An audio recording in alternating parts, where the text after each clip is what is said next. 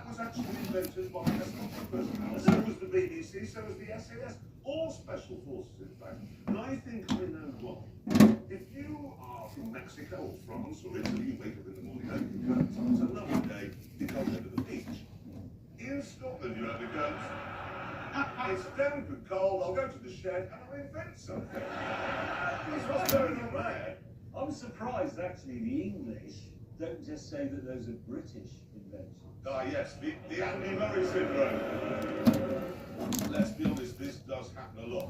Okay, Alexander Graham Bell, when he was working away with his Bakelite and his wires in his shed, he was a Scottish crackpot. When he invented the telephone, he was a British genius. Exactly the same sort of thing happened with sport. Motorsport, Chesterfield, 3 times, Formula 1 World Champion. Okay, he's British. Jim Clark, 2 times, Formula 1 World Champion. David Coulthard.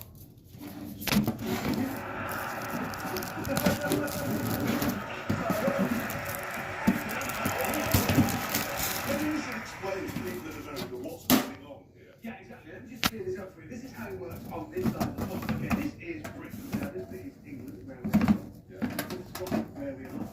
This bit, Wales, which is next to where I live. Exactly. Now, the rules are very simple. If you're English and you become brilliant or do something, you remain. If you're Scottish or Welsh, Finally get it. brilliant, the English decide Wow. that you are, in fact, British. Yeah, the English really are a whole.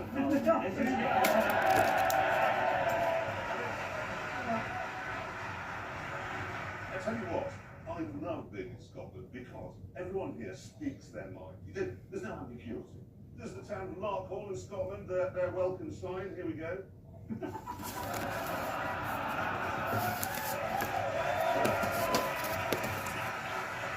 is Scotland.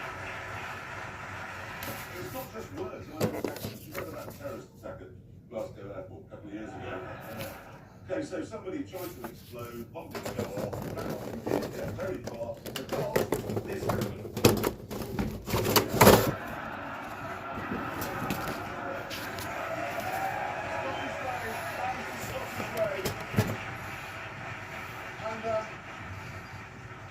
Interestingly, there have been no terrorist attacks in Scotland since. Just thinking about that for a second. When he kicked me, he must have broken his foot on the other guy's pelvis. Yeah. Which means the guy's lungs were in the middle of the impact. When that terrorist woke up that morning, he must have thought, right, the worst thing that's going to happen to me today is I'm going to